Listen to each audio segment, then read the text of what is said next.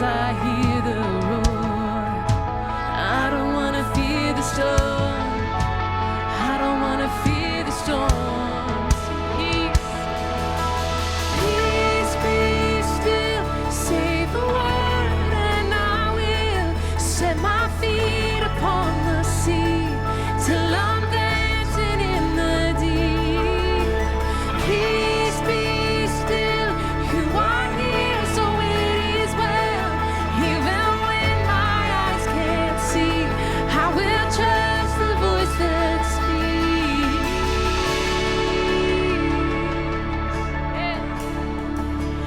I'm not gonna be afraid, 'cause these waves are only waves. I'm not gonna be afraid. I'm not gonna be afraid. Oh, I'm not gonna fear the storm. You are greater than its roar. I'm not gonna fear the storm. No, no, I'm not gonna fear it all. Peace, be still. Say the word and I will set my feet upon the sea till I'm dancing in the deep. Peace, be still. You are here, so it is well. Even when my eyes can't see, I will trust the voice that speaks of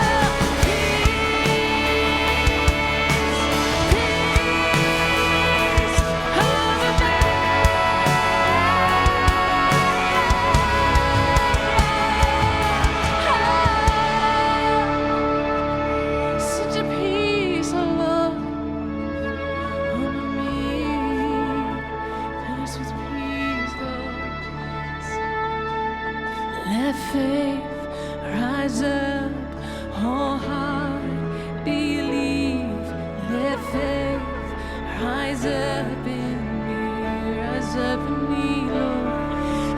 Let faith rise up, oh heart, believe. Let faith rise up in me.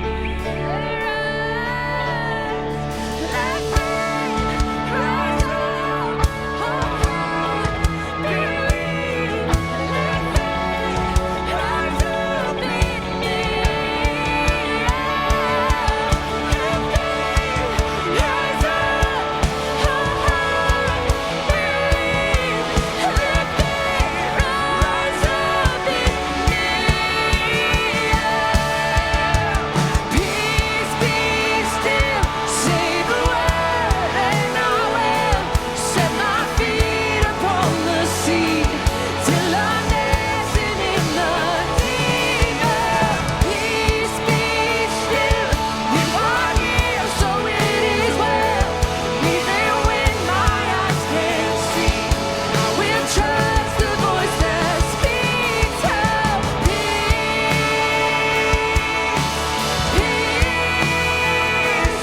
over me.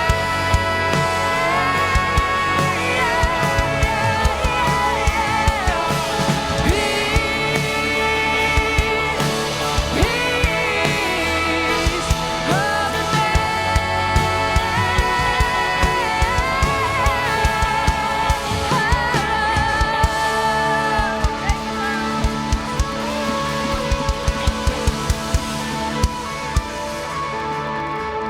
Amen.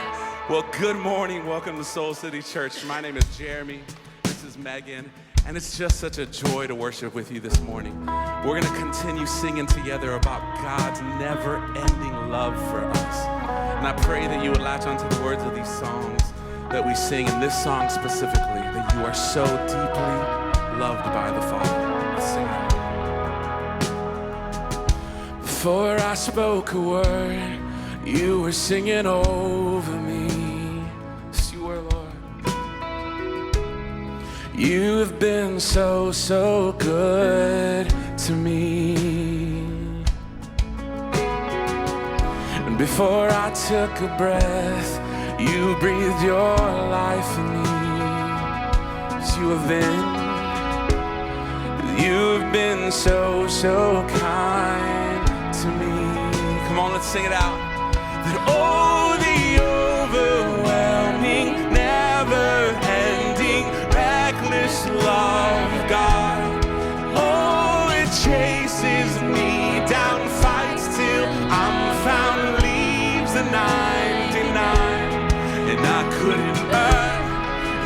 don't deserve, but still you give yourself away.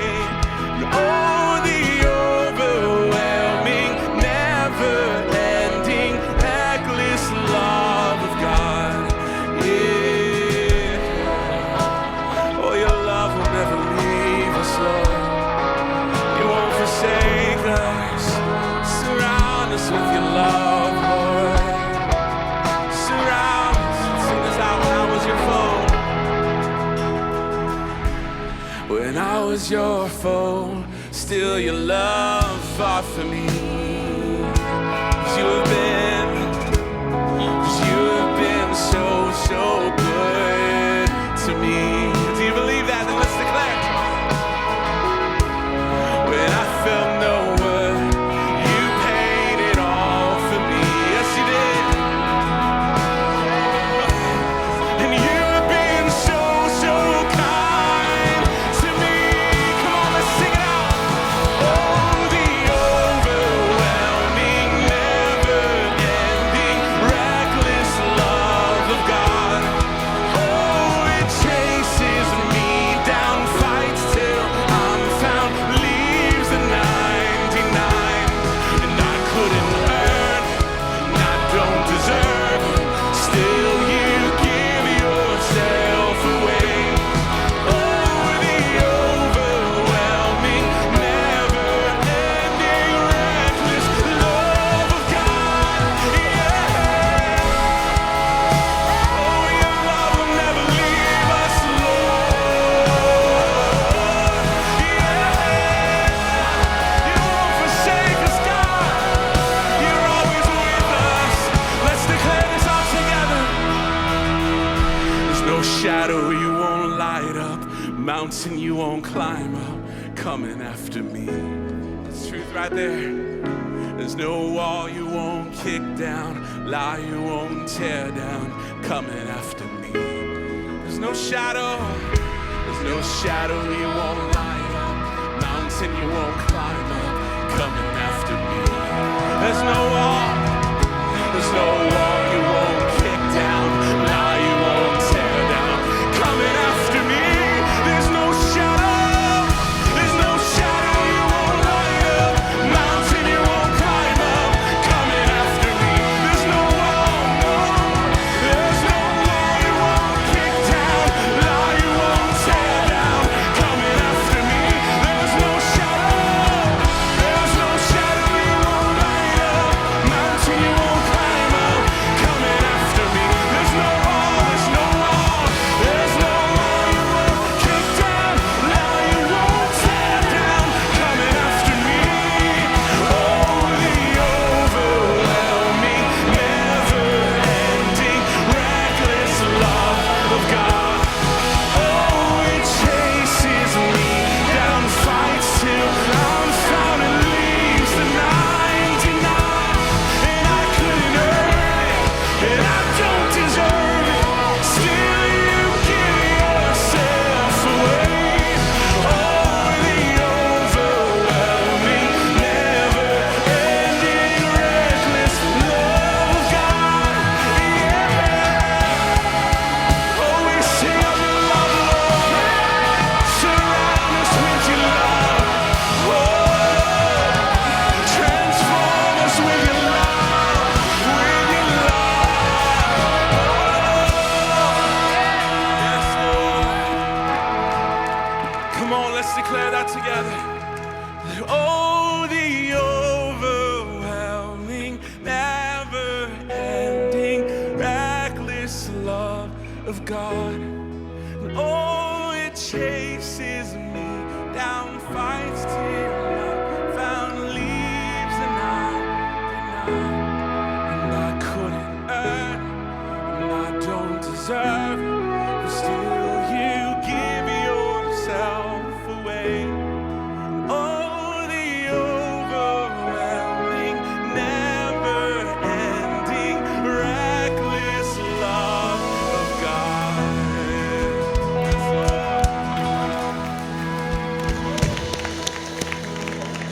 I love when the songs that we sing are full of scripture. and full of God's promises, of God's truth, what he speaks over us.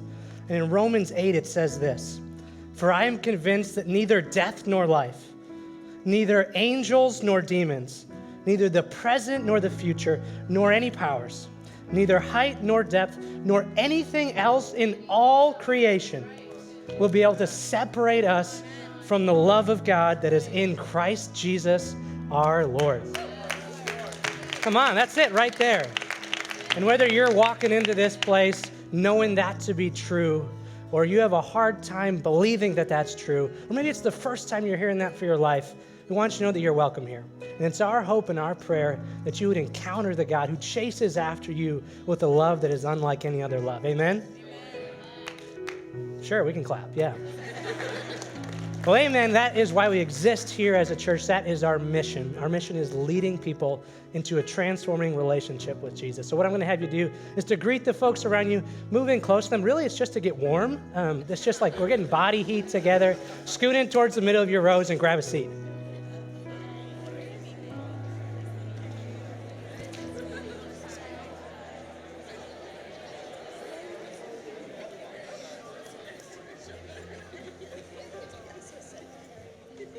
Well, good morning and welcome to Soul City Church. My name is Sean, and I'm one of our pastors here. And we really weren't sure if we should have church this morning because we thought everyone might have moved. Like, got tired of Chicago. It's like, I'm moving. I'm out of here. My wife and I talked. We're like, why do we live here again? Do we have a reason? Please make it real to us, God. So we're glad that you guys are here. And we got a couple exciting things coming up the next few weeks here. You guys are here this morning. You experienced our awesome worship band, our worship team. Let's give them another round of applause. They do an incredible job of leading us each and every week. They bring it for us. And a lot of times we have folks saying, hey, I want some more of that. I want to experience more of that. And so in a couple weeks, we are having a worship night on February 6th at 7 p.m. We'd love to invite you guys to come, connect with each other, connect with God through worship. And here's the deal, guys. You know that it's going to be a cool night because that graphic does not have any vowels in it, all right? I don't know what that means. I'm not the target audience, but it's cool, apparently. I don't know. So make sure you guys come to the thing, the worship night thing, whatever that is. February 6th at 7 p.m. And then the other thing coming up in a few weeks is related to Soul City Kids. Anybody have any kids in here? Yeah. So we are having our third annual daddy-daughter dance here at Soul City Church.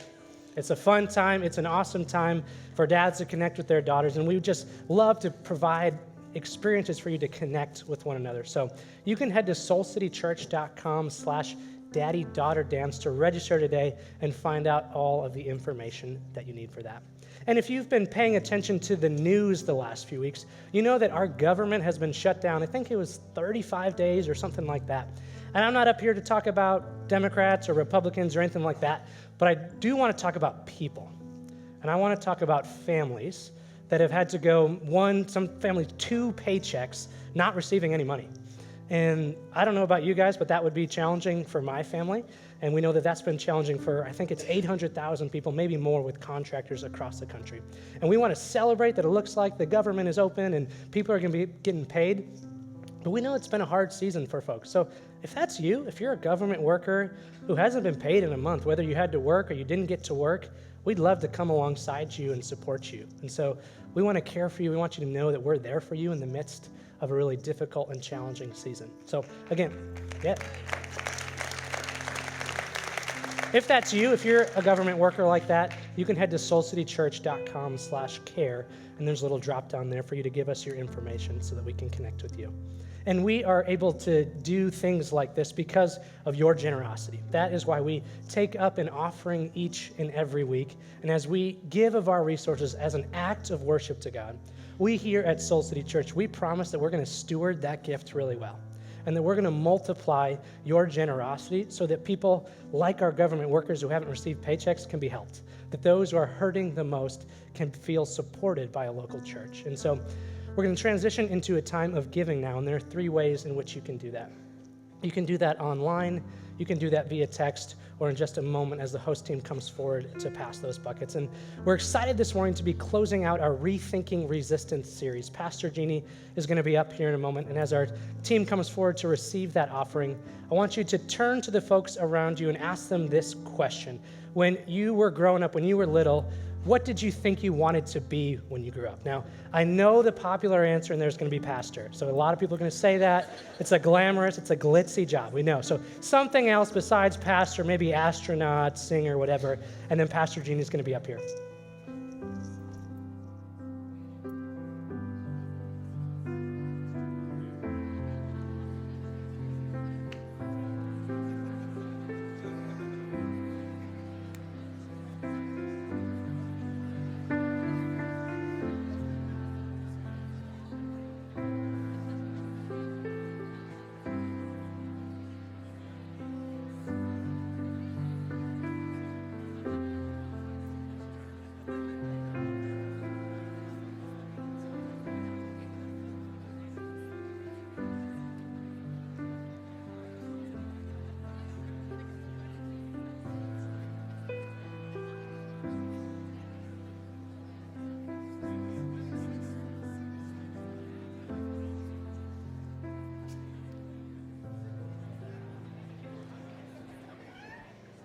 Well, good morning, Soul City. How we doing? Good, good. My name is Jeanne. I'm one of our lead pastors, and I am excited for us to conclude our series, Rethinking Resistance. And I love that question that Sean just asked us to answer to one another because, man, I had so many different things I wanted to be when I was growing up. It was not just one. There were many. I went through a lot of different phases. I remember going through the phase where I wanted to be a Broadway dancer and singer and performer. Anybody else? Yeah, there's a few others in the house. And so I literally took every opportunity to turn anything and everything into a performance. I would have backyard plays, and I was, of course, the producer, the director, the lead actress. I even charged for tickets, which, I guess I was an early businesswoman. So I went through that phase. Then there was the phase where I wanted to be a teacher when I grew up. This was in 3rd grade, and I had an amazing teacher, and so I would come home, and I would want to be a teacher just like my favorite teacher, Miss Loth. And I remember my parents saw me, pretending to be a teacher every day, and so they decided for Christmas one year to get me a chalkboard, and they hung it up in the basement, and I had my own little schoolhouse down there, and so I would come home after school and have my own classes and everything, and my brothers weren't into that phase of my life as much because I made them attend my school. After they attended school, and they didn't like it so much. They were tardy a lot. They sometimes didn't even show up, so I held them back a year. We had to work that out in counseling later, but so there was the phase of that. And then there is my current destination, what I do. And my current destination, being a pastor, I never wanted to be this when I was little. I never thought that this was the direction that God was going to take me in. It was not something I thought I would do or be when I grew up. And it was forged and it was formed through a lot of unexpected experiences. It started out as a quiet whisper, which then led into a full-fledged calling into vocational ministry. And year after year, I just began to follow the path that, if I'm honest, it was often very fuzzy, very unclear, but it was the path that I sensed I was to walk. And I will say my current destination, where I am at today in my life, the only reason I am here is because of a whole lot of redirection. A whole lot of redirection occurring in my life. I think most of us, we kind of have this sense that, if we just take our good desires and we add good self-discipline to that, it's going to lead us to a good destination, right? And then you add, if you're in a relationship with God there, you think, okay, well, I'll take my good desires, my good self-discipline, and God will spiritually direct those things, and I'll be in a great destination.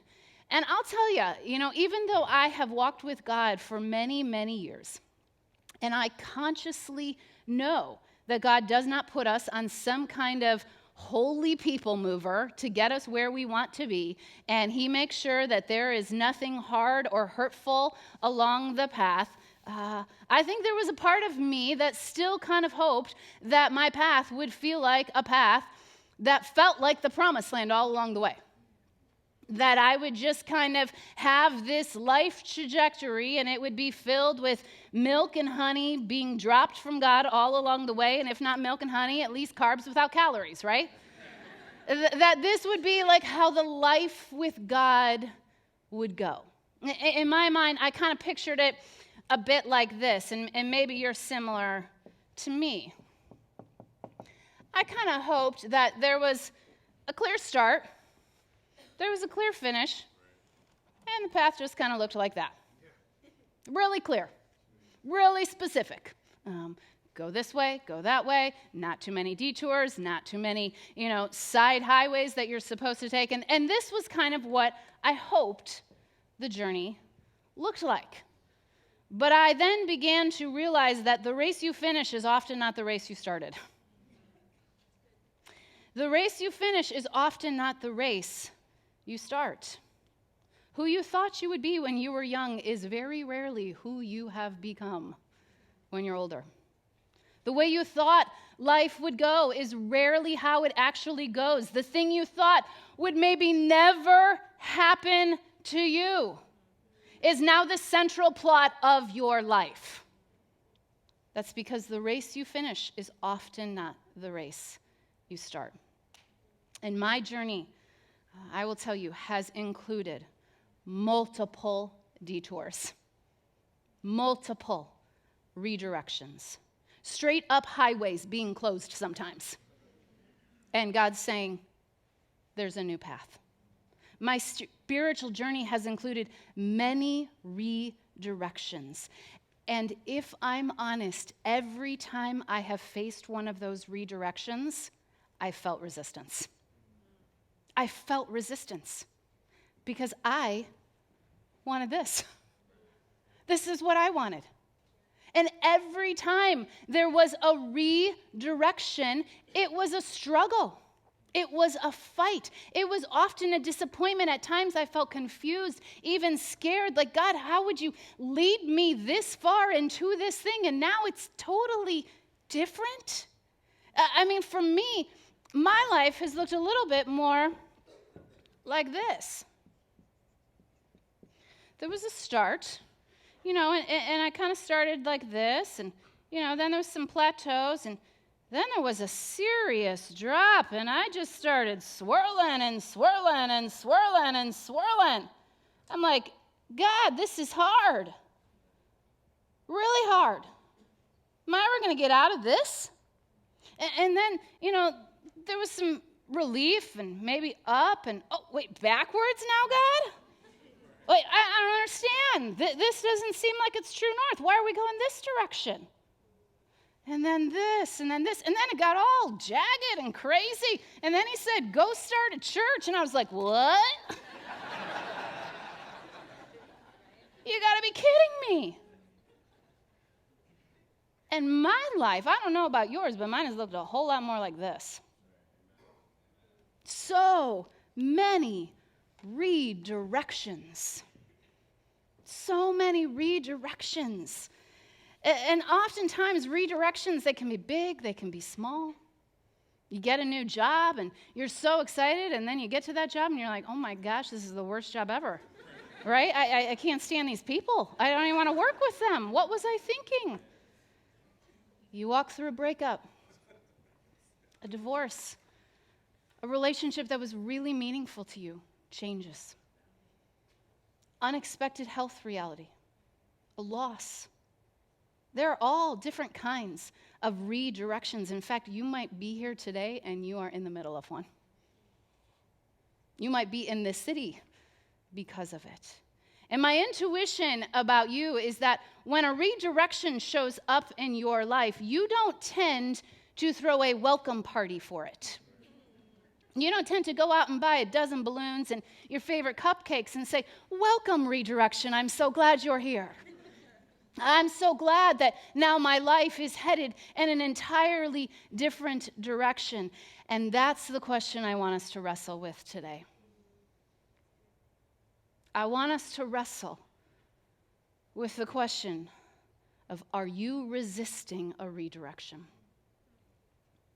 Are you resisting putting a block to a redirection in your life? Are you holding on to what was? Are you holding on to how you thought it should be? Are you holding on to something that God may very clearly be inviting you to let go of? And what if God was more at work in the redirection than you ever thought? So, we're going to dive into the Bible. Are you ready? We're going to dive into a great story. You don't sound ready. Are you ready? Yes. All right, so I want you to open up to the Old Testament. We're going to go all the way to the left to the book of Exodus. Okay, the book of Exodus, Exodus 17. The last few weeks we've been looking at the life of Moses. We're going to conclude with the life of Moses. And as you are turning to Exodus 17, it's found on page 58. We're going to look at 3 turning point moments in the life of Moses, specifically having to do with his staff. Moses carried a staff around throughout his life, and we're going to look at 3 turning point moments in the life of Moses having to do with this staff, this wooden stick that he carried around. So all 3 of them are in the first 5 books of the Bible, which is also known as the Pentateuch. And what the Pentateuch means is 5 books, 5 scrolls. You can tell somebody at work tomorrow, do you know what the Pentateuch is? It's the first 5 books of the Bible. You'll seem like a Bible scholar, okay? So as you're turning to Exodus, hopefully you're there, I just want to give you a few moments from the highlight reel in Moses' life. Moses, later in his life, had a ton of redirections, and he found himself as a shepherd. So what does any good shepherd have? They have a shepherd's staff, right? So Moses had this shepherd's staff. It was a big wooden stick to help him herd his flock. And one day Moses was up on the mountain with his sheep. He saw a bush burning, but it was not burning up, and God began to speak to Moses through that bush. Now, if I was Moses, I would have been afraid, and he was also afraid. And Moses was not just afraid. What incited inside of Moses was a deep feeling of unworthiness. A deep feeling of unworthiness. So God is speaking to Moses, and as God is speaking to Moses, God invites him to go back to Egypt and to speak to Pharaoh to let the Israelites free from captivity. And God saw that Moses was worried about this. God even, said to Moses, okay, did I not give you your mouth to speak? I will give you what you need. God's looking at Moses. He sees the staff in his hand, and he said, go with your brother Aaron and the staff in your hand, and I will reveal my promises. I will reveal my power. Okay? This happens. Moses goes back. God uses the staff in miraculous ways. The staff becomes a snake at one moment, which for me, I'd be like, I'm out. I cannot fulfill this journey, God, right? So the staff becomes a snake. At one point, a whole bunch of plagues come onto the Egyptians, and it's through Moses using the staff. Another point, he takes the staff, he literally puts it in the sea, and the sea parts. And so Moses had become accustomed to God using this staff and revealing his power. So here we are, Exodus 17, at yet another moment where Moses uses his staff. It says Exodus 17, verse 1, the whole Israelite community set out from the desert of Sin, which for the record is now Las Vegas, okay? Traveling from place to place as the Lord commanded, they camped at Rephidim, but there was no water for the people to drink. So they quarreled with Moses, and they said, "Give us water to drink." Moses replied, "Why do you quarrel with me? Why do you put the Lord to the test?" So right off the bat, you can see the Israelites and Moses, they have a strained relationship. The definition, it was complicated, right? And so clearly the Israelites had gotten on the last nerve of Moses. Move on to verse 3. But the people were thirsty for water there, and they grumbled against Moses. They said, "Why did you bring us up out of Egypt to make us and our children and our livestock die of thirst?" Then Moses cried out to the Lord, "What am I to do with these people? They are almost ready to stone me." The Lord answered Moses, "Here's what I want you to do. Go out in front of the people, take with you some of the elders of Israel, and take in your hand the staff with which you struck the Nile, and go. I will stand there before you by the rock at Horeb. Strike the rock, and water will come out of it for the people to drink." So Moses did this in the sight of the elders of Israel. And he called the place Massah Meribah, because the Israelites quarreled and because they tested the Lord, saying, "Is the Lord among us or not?"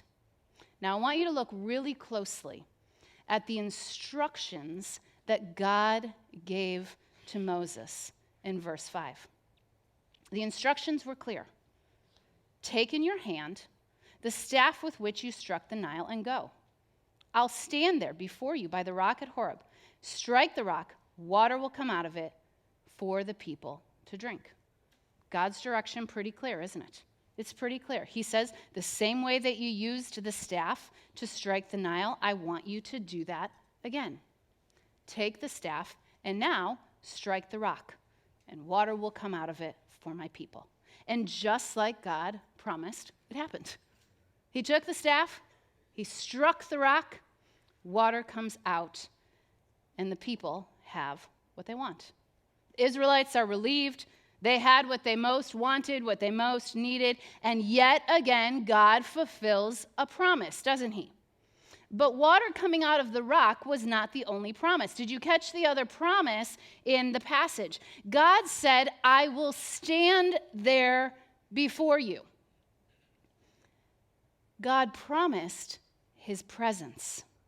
Now, this is significant because I believe this is God revealing his heart to Moses.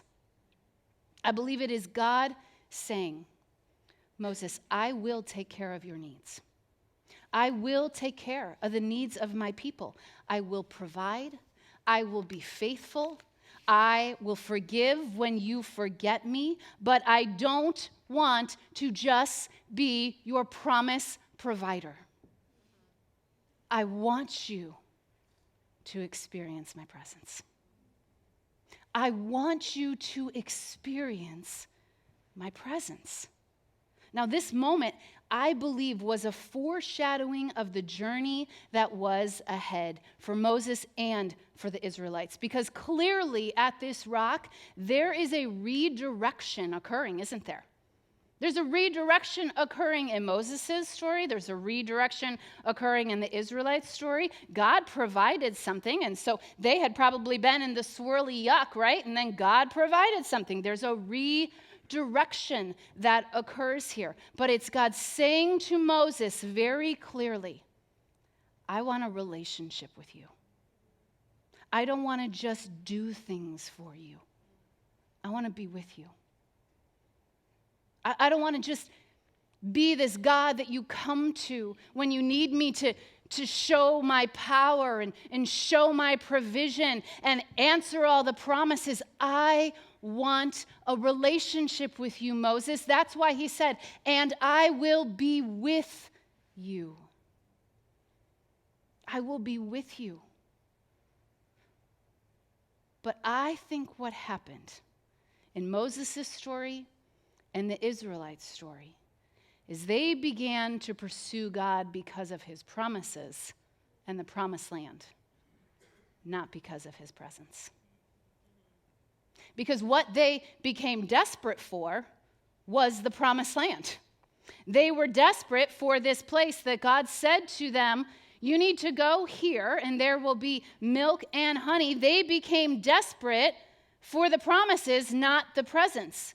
And God longs for us to experience his presence. And when we pursue anything other than that, he lovingly redirects us. He lovingly redirects us. It's because God knows that your desperation determines your direction. Your desperation, it is going to determine your direction. Just look at it in the Israelites' life. They wanted water. They were desperate for water. They wanted food. They were desperate for food. They wanted the journey to be over. They wanted comfort. They wanted relief. They wanted solutions to their problems. They wanted answers to their questions. Now, none of these things are bad, but it was all they were looking for. They were looking for God to do something. They were not looking to be with God. What they wanted was what they could see. What they wanted was a life like this. They were uninterested in a life of redirection. So that determined their direction. They wandered around looking for water. They wandered around looking for comfort. They wandered around looking for reliefs to their problems. They were not wandering around looking for God. And I wonder today, what have you become desperate for? What have you most become desperate for in your life? What is it that you most want? What is it that you go to God for? Do you want relief? Do you want comfort? Do you want him to make it easier? Do you want him to just do the things so that you can live this life? You want him to just make your will his will? Now listen, those aren't bad things. There's many days where I want those things too. But if they are all you are looking for, you most certainly will miss the presence of God. You will most certainly miss the presence of God. Now, what's amazing is as we turn back to the story of Moses for a moment, some 40 years later, I want you to turn over to Numbers 20 now. And Moses finds himself in a strikingly familiar destination. Numbers 20, page 123. We're going to start at verse 1, and this is what it says. In the first month, the whole Israelite community arrived at the desert of Zin. And they were finally out of the desert of Sin, and they were in the desert of Zin now. And they stayed at Kadesh, and there Miriam died and was buried. Miriam was Moses' sister. She was significant in the exodus out of Egypt. Now there was no water for the community. And the people gathered in opposition to Moses and Aaron. They quarreled with Moses and said, if only we had died when our brothers fell dead before the Lord. Why did you even bring the Lord's community into this wilderness? That we and our livestock should now die here? Why did you bring us up out of Egypt to this terrible place? It has no grain, it has no figs, it has no grapevines or pomegranates, and there is no water to drink. Sound familiar? The same complaint. 40 years later, and they're still desperate for the same thing. Their desperation has led them in the same direction. They're still desperate for the same thing. Why did you bring us up out of Egypt? Why did you set us free, only to enter into a different captivity as we wander around now in the wilderness? Can you imagine what it must have been like to be Moses in that moment? I mean, after all the miracles, after all the provision, after all of the answered promises, after all the redirections where they saw the Lord. And here they are again. The people of Israel wanted what they wanted. They were clear on where they wanted to be. And where they wanted to be was without a redirection in their life. And in many ways, I think Moses wanted the same thing. They wanted God to make good on his promises and to get them to the promised land. You said you were going to get us to the promised land. Get us to the promised land. Well, it goes on, verse 6. Moses and Aaron went from the assembly to the entrance to the tent of meeting and fell face down, and the glory of the Lord appeared to them. The Lord said to Moses, take the staff, and you and your brother Aaron gather the assembly together. Speak to that rock before their eyes, and it will pour out its water. You will bring water out of the rock for the community so they and their livestock can drink. So Moses took the staff from the Lord's presence, just as he commanded him. He and Aaron gathered the assembly together in front of the rock, and Moses said to them, listen, you rebels. He got very salty later in his life. Listen, you rebels, must we bring you water out of this rock? Then Moses raised his arm, and he struck the rock twice with his staff. Water gushed out, and the community and their livestock drank. But the Lord said to Moses and Aaron, because you did not trust in me enough. Because you did not trust in me enough. Because you did not trust in my presence to honor me as holy in the sight of the Israelites, you will not bring this community into the land I give them. Now, I can only imagine this moment for Moses. Talk about a redirection. Talk about a redirection. God flipped the whole script. He said, I'm changing the finish line. The place that you have been desperate for your whole life. The direction you have been in your whole life changed. God had called him. God even told him to do this. But God shifted the destination. God said, you will not enter the promised land. Now, do you remember what Moses was most afraid to do back at the burning bush? He was most afraid to speak. He was most afraid to speak. That's what he said back to God. God, I can't speak. I'm not even good at speaking, right? God said, I've given you a mouth to speak, and I want you to take the staff, take your brother, and I'm going to reveal my power. What is the thing that God invites Moses to do at the rock some 40 years later? To speak to the rock. To speak to the rock, and water will come out. Some 40 years later, the very thing that Moses was afraid to do was what God was inviting him yet again to do. He didn't need the staff anymore. He didn't need to demonstrate the power of God by striking the rock with his staff. God said it would happen just if he spoke. But Moses had grown attached to a different way of living and leading. He had grown so attached to what he was desperate for, attached to his way, to his will. And God said, you did not trust in me enough. And I so get this story in a whole new way in my life. Over the last couple of years, I have been a part of a spiritual community that was about 2.5 years long, and it's to learn how to live and lead and experience the deeper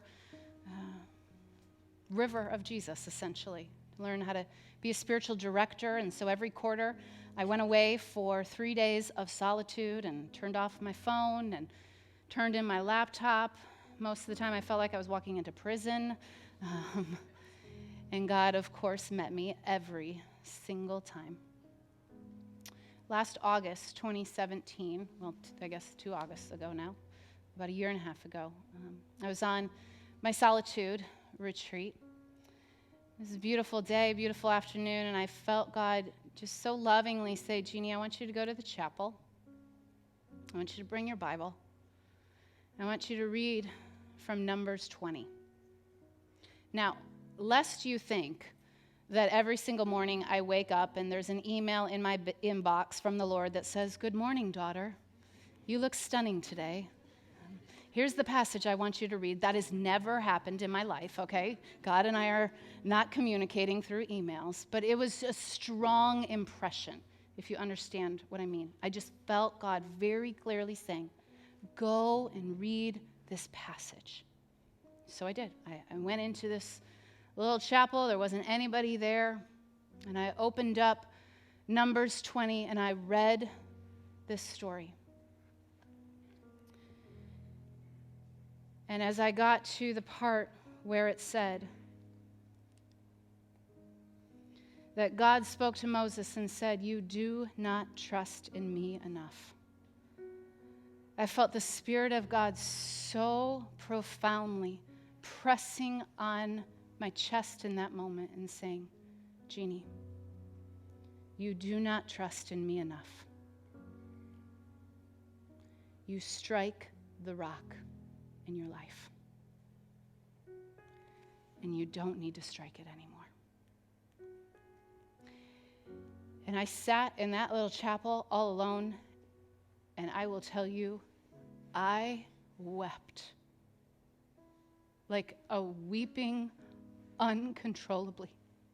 Because I just know that it was the Spirit of God that was speaking to me. And I knew that it was true. I knew that I had learned how to strike the rock in my life. And it wasn't always a bad thing. It was actually part of who God had made me to be a leader, and to take distance and to call people towards something. But I had been striking the rock, and God was saying, you don't need to strike it anymore. My presence is enough. And I had learned, and I had grown attached to what it was like to strike the rock in my life, in my leadership, in my relationships. I knew how to stay in control. I knew how to make life function on my terms. I knew how to direct my intensity so that things would move in the way that I wanted them to move. I knew how to take my will and actually make it look like God's will.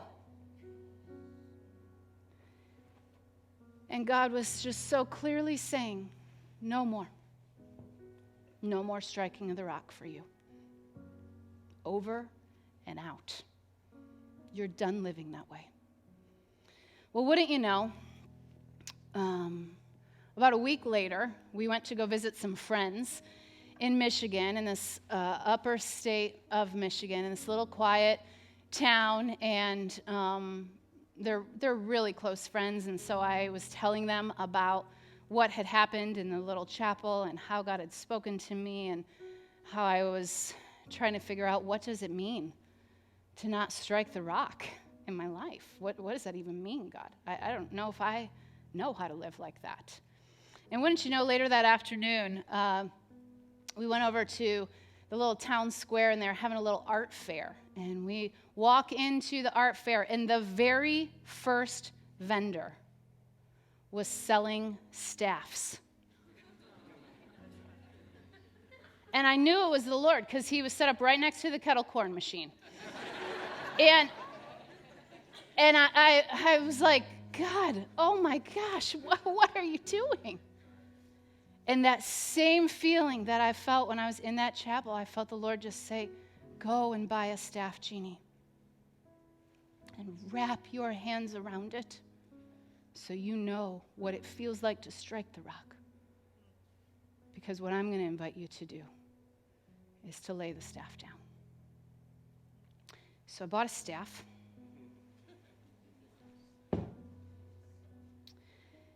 And this is my staff. And this staff has been with me for the last year and a half. Staff has ridden in many Ubers. It has gone to lots of meetings. It's gone out to dinner. Jared asked that I not bring it to bed, so I honored that.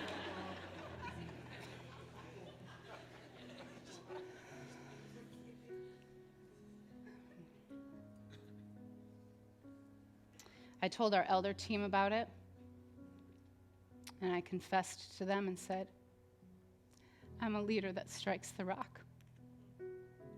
And I don't want to lead this church striking the rock. I want to lay it down. I don't want to go to God for his promises. I want his presence. I'm more interested in his presence than anything else. I'm more interested in his presence than his power. I'm more interested in his presence than his provision. I'm more interested in his presence than him fulfilling his promises for this church. What I want is his presence, and that's how I want to live and I want to lead. I told our staff team about it. There were many times I had to bring the staff out and bring it into meetings and apologize and say, I struck the rock. I'm sorry. Will you forgive me? It was interesting when I was leaving Michigan and I had my staff, I felt God very clearly say to me, Jeannie, do not preach on this. Because you know what pastors like to do? They like to have one moment with God and then go and tell everybody else how to have that moment with God. And God said, do not try to turn what I am doing in you into something that I'm going to do through you. And so I have just been hanging out with the staff for the last year and a half, learning how to pursue God's presence instead of his promises. And then Jarrett said, hey, I'd really like you to teach in this series, and I'd like you to teach on redirection and kind of like the presence and the promise and all the stuff that you've been going through, like your staff kind of thing that you've been doing. And that same impression came over me. God said, you've been faithful. You can talk about it. Listen, I still like to strike the rock. I have not graduated into some holy of holy presence space. I still very much like to strike the rock. I still very much like to force my will into being God's will. And just for the record, forcing your will is not God's will. If anybody's wondering, that is not God's will. Because when you strike the rock, it's a way of saying, God, I want your promises, and I want them on my terms. And I want your promises more than I want your presence in my life. But I'll be honest with you, over the last year and a half, one of the biggest tensions that I have had with what God has been doing in me is the tension of how he left Moses in that moment. And he said, you will not enter the promised land. And there's a part of me that was like, God, that's just straight up mean. Like, come on. Throw him something. Like, he's been so faithful. I'm not going to ask you to turn there, but I want to take you to the end of Moses' life, and this is where God has led me. And it so overwhelms me. In Deuteronomy 34, it says, then the Lord said to him, meaning Moses, Moses, this is the land I promised on oath to Abraham, Isaac, and Jacob when I said, I will give it to your descendants. And I've let you see it with your eyes, but you're not going to cross over into it. And Moses, the servant of the Lord, died there in Moab, as the Lord had said. And I thought, God, I don't understand you. I mean, this feels so confusing. Like, here's Moses actually seeing the promised land. You had him, he was 120 years old, and he had to climb to the top of a mountain. And you showed him the promised land, and you still said, but you won't cross over into it. But I want to tell you, over the last year or so, it has become more and more clear to me. Because what probably felt like a straight rejection to Moses, I mean, I can only imagine that he received that as a rejection, wouldn't you? That it was protection in the form of redirection.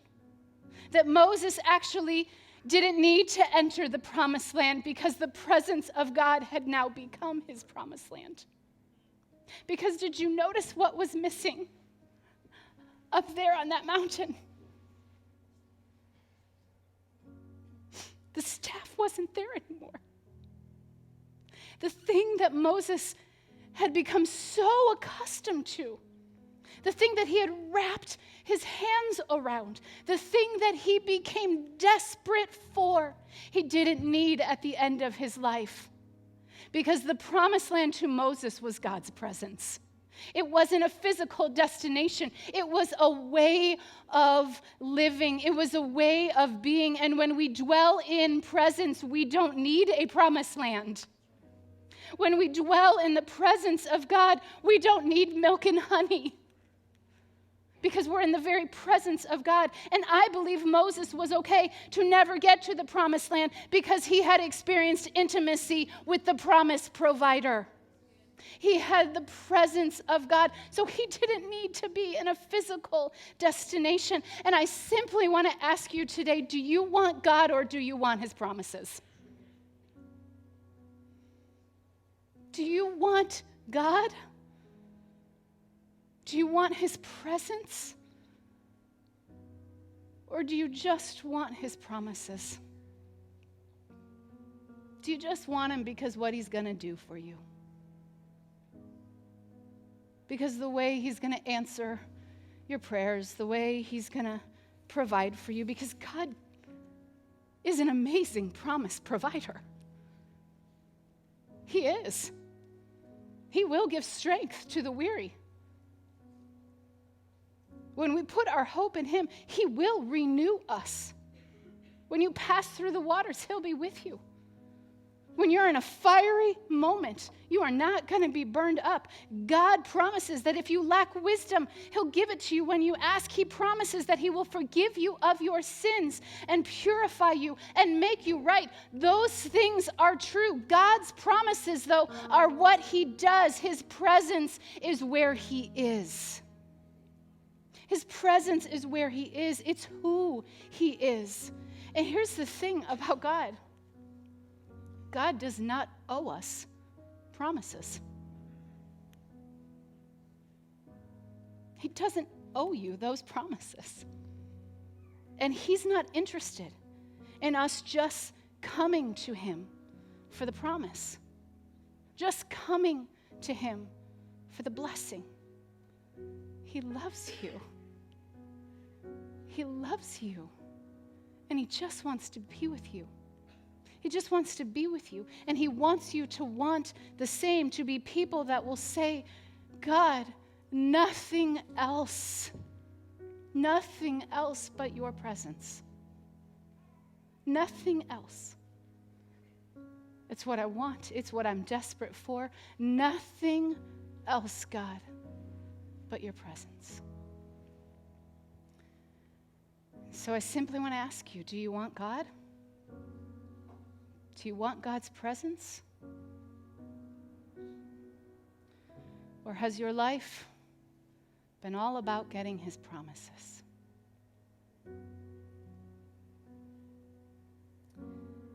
And I believe today he is inviting us in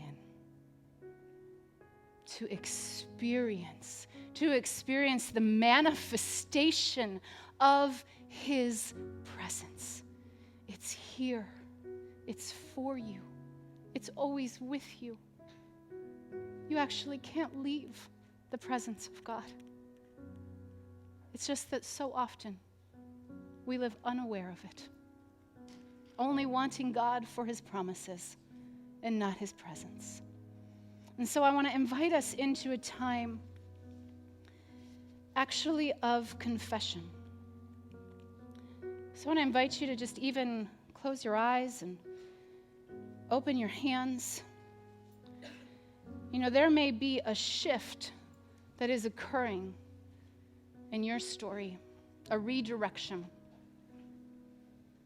There may be twists in the terrain and disappointment and defeat. And perhaps in the midst of it all, you have forgotten the presence of God. You've come to God just for his blessings and his promises. But it has been a long time since you have been caught up in his holy presence. In his holy presence. And so right now, I just want to invite us in. And if that's you, I just want to invite you to say, God, I'm sorry.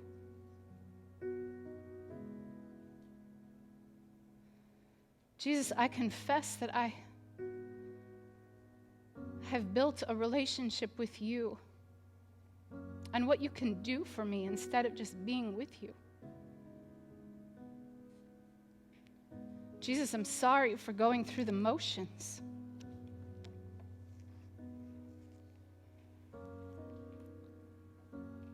I'm sorry for wanting you to just be somebody that provides and makes good on your promises. Jesus, would you take me back to where it all started? Would you take me back to your grace, and would you take me back to your love, and would you take me back to your mercy, and would you take me back to that place, Jesus, where I wanted nothing else but you. Nothing else but you, Jesus. And in your own words, just invite God to reveal the power of his presence to you. And Jesus, we pray right now that you would create a holy space here. And we want nothing else. Nothing else, Jesus, nothing else but you. And I pray, Spirit, that you would move, that you would convict, that you would literally invite us into a deeper stream of awareness of how your presence is moving in our lives, God. If there's something that we need to let go of, would you help us let go of it? If there's something we need to lay down, would you help us lay it down? And Jesus, would you draw us in? Would you draw us in deeper? And God, would we become a people that say nothing else, nothing else, nothing else but Jesus.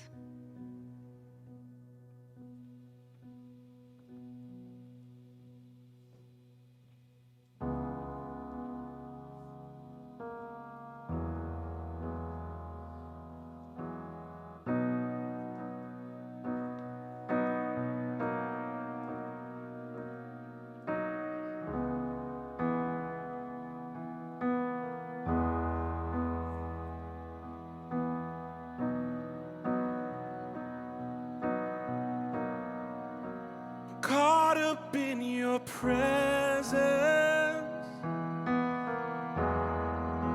and I just want to sit here at your feet.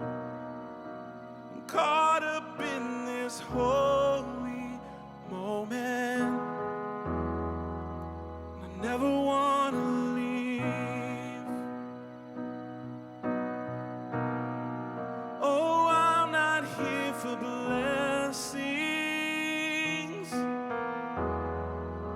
'cause Jesus, you don't owe me anything, and more than anything that you can do, I just want you.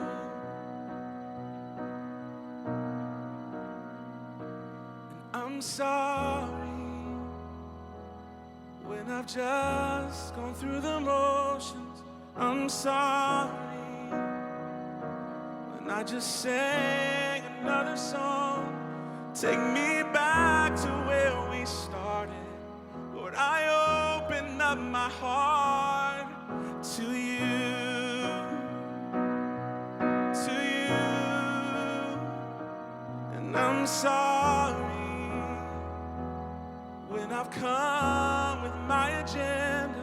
I'm sorry when I forgot that you're enough. Take me back to where we started. Lord, I open up my heart to you. I'm caught up in your presence, and I just want to sit here at your feet. I'm caught up in this holy moment, and I never want to leave. I never want to leave. Oh, I'm not here for blessings, 'cause Jesus, you don't owe me anything, and more than anything that you can do, Lord, I just want you.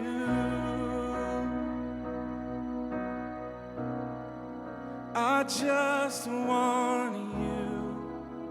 Nothing else. Nothing else. Nothing else will do. I just want you. Nothing else. Nothing else, Jesus. Nothing else will do. I just want you. Nothing else. Nothing else, Jesus. Nothing else will do. I just want you. Nothing else. Oh, nothing else, Jesus. Nothing else will do. Let's declare that. I just want you. Nothing else. Nothing else, Jesus. Nothing else will do. I just want you. Nothing else. Nothing else, Jesus. Nothing else will do.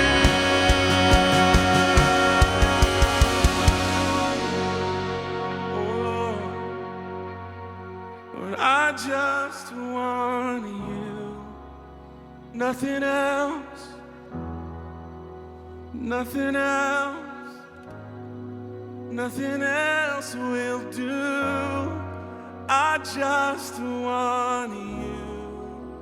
Nothing else. Nothing else. Nothing else will do. I'm caught up in your presence, and I just want to sit here at your feet. I'm caught up in this holy moment, and I never want to leave. I never want to leave. Oh, I'm not here for blessings, 'cause Jesus, you don't owe me anything, more than anything that you can do. I just want you.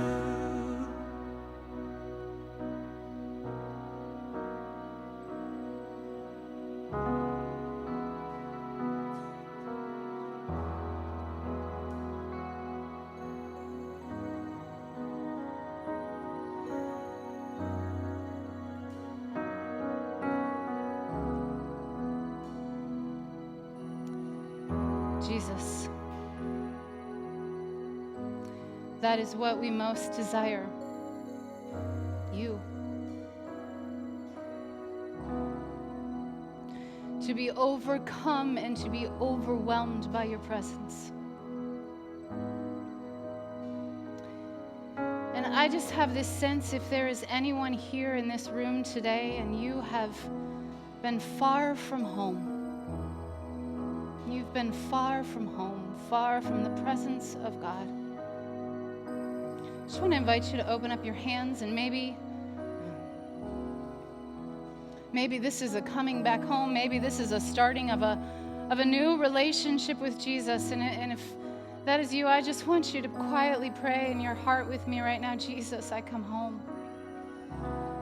I come home to you. I come home to your presence. I come home to your love. I come home to your grace. I come home to the truth that you have taken my place, that you have laid down your life, that you have exchanged my sin. And God, you have given me the gift of your presence. And so I come home to a relationship with you, Jesus.